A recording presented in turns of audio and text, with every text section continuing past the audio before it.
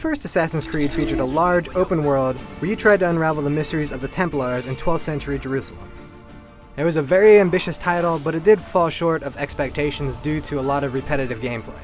Ubisoft Montreal is back with a second Assassin's Creed tale. Once again, you play as Desmond, a descendant of a long line of assassins. Instead of playing as Altair, this time you're going back to the Italian Renaissance to play as Ezio, a man who's not actually normally an assassin, but who's driven to become one due to some tragic events in his life. A pity we could not let your father live to see it. You're gonna have a lot more toys to play with in Assassin's Creed 2. For one thing, it's a sequel, so obviously one blade is not enough. This time you get 2 Assassin's blades. That's right, double the fun! But there's a lot more to it. You're gonna get a lot of really cool toys because your best buddy is Leonardo da Vinci. Yeah, you know, the guy from the Da Vinci Code? That's right, he's your best friend, and all those crazy inventions that he dreamed up back during the Italian Renaissance are gonna come true for you.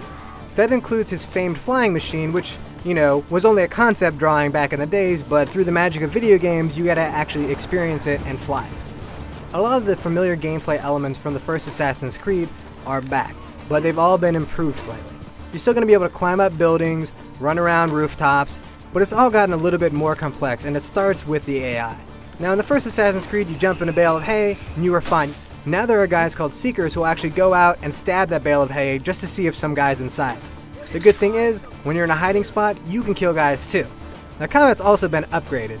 There are going to be different types of enemies, so it's not just like you're fighting the same people again and again with the same type of combat. It's going to be varied, and they're going to swarm you. Fortunately for you, you can take their weapons and use them against them.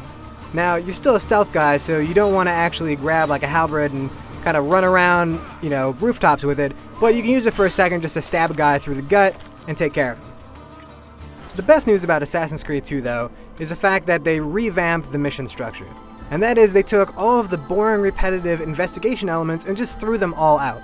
If you need to find information about where a target's going to be and when to strike them, it's just going to be a natural progression of the story. It's not going to be something where you have to sit on a bench and just eavesdrop on guys. It's going to be more action-oriented, and it's going to have a better flow to it.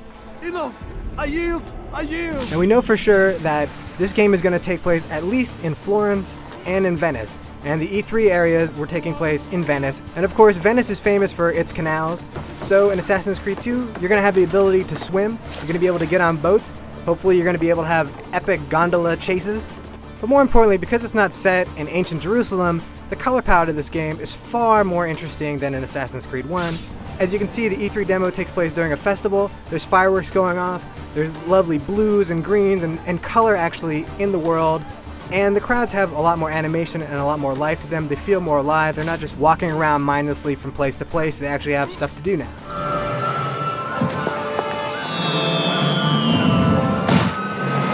From what we've seen, Assassin's Creed 2 seems to have upped its game from the first one and addressed a lot of the problems that we had when it first came out. Though we only got a little taste of Assassin's Creed 2 at E3, it was enough to whet our appetite and make us hunger for when this game comes out in November. Plus, Ubisoft Montreal added a gun. How cool is that?